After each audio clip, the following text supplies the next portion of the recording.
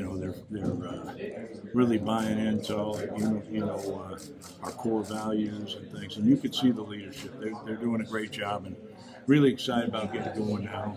My first fall camp in 25 years in college, and I'm anxious to see the differences, and but know the importance is the same. I mean, it's it's on now. There's no excuse. We got to be great, and I know we will be. How's it been back in college so far? It's been great. I mean, remember my son's with me too, so it's been awesome. Like the experience has been fantastic. I mean, I get to hang out with my son, doing something that I love, and he's learning to love it, and then watching a great group of guys. Dan, obviously, we go way back. I know how great he is, and he's one of my best friends. And then, to come here, he always bragged about these kids, and to be a part of their lives and to watch them grow as players or young men. I mean, it's been really cool, and it's it's very similar to the NFL. I mean, it really is. I mean, you have football's a people business. I mean, it really is. I mean, that's the best part about football is dealing with people, and that's what you have here. And it's just they're younger guys, but it's like, shoot, in 2 years they're NFL guys anyway, so there's not much of a difference. In my opinion, they're the best people in the world. They're the alpha males, they're the toughest of the tough, and you put our kids in any situation, they're going to come out on top. They're going to be great in business, they're going to be great in life. Because of all the discipline it requires to play this great game and the toughness. So it's a great experience, and it's one I'm really cherishing. I asked Coach Trevon Reed the same question. How do you tell if a player loves the game of football rather than saying they love it, but you can actually tell they love it? I think you feel it. Okay. I think you feel it. I think it's the same job when you guys sit reporting. You can tell you love your job. You're confident, cocky.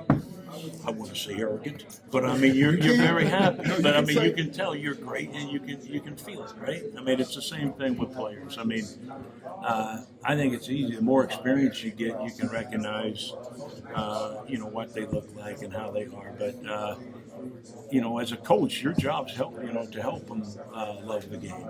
If you respect and love the game, it's contagious, and I think that's what I inherited, and I've got a great group. Matt Ed's must have been a great coach because I inherited a great group. So when you look at the Mike and the Will spots, where do the great players separate themselves from those positions specifically? Well, I mean, you're in the heart of the defense. You're right in the middle of the defense, so. Obviously, that has to be a strength. To have a great defense, you have to have a great inside linebacker. You have to have great defensive tackles because it all and a great safety. It all starts from the middle out, and that'll be the first thing that's exposed if it's not. You don't have it. And I've been a part of some great defense. I've also been a part of some that weren't so great, and you don't have to look far. You get right over the ball and move just a little bit here and a little bit there. And you can see if you're going to be great or not. What is the group you have, the room you have, off ball, really great skills in coverage? What does that allow you to do as a defense schematically?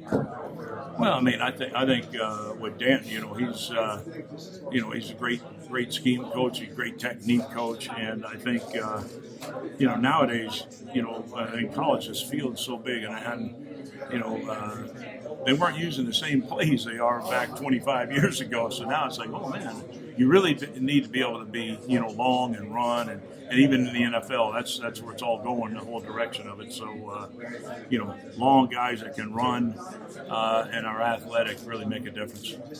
So you kind of described Eric Gentry there. I mean, basically. I think he's going to be a special kid, and I know he loves. You talk about loving football. He loves football. He gets training. Everything's been fantastic. Ever since I got here, this guy's been fun to be around. He's a football guy. He's always studying football. He loves the weight room. He does his diet. He's everything he can to be a great at this level and also at the next level. He does. But he's unique. Talk about length. He got some length. How do you balance that, like the need to have people to run fits and be disciplined, football for you, and also be that guy as a nose for the ball? Because again, we're talking about some players that you have that have some unique skill sets. How do you balance that between when you're coaching, then give them a little bit of freedom, but also making sure that they're fitting those run fits? Well, I mean, you have to have gap integrity. I mean, on defense, it's 11 guys. It's not about one guy; it's about 11. So they all have to be doing their job to be successful. At the end of the day, they only got one football out there. Yeah, I've only been in college for a few months, but I think I've only seen one out there.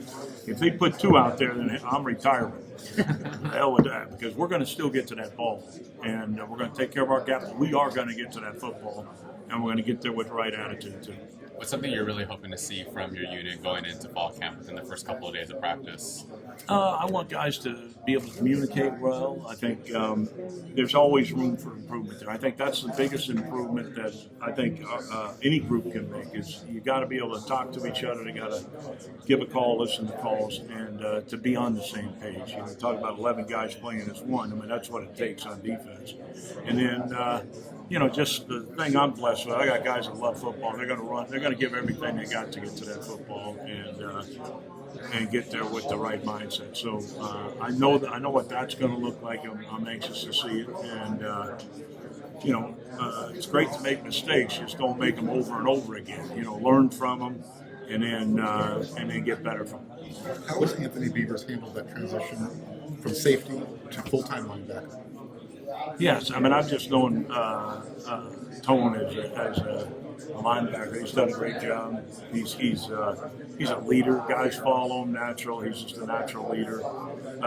He's a brilliant mind kid. He's one of the smartest guys on the team, and he's a local hero. I mean, he's from here, and he's one of our great leaders. And it's been fun to watch him.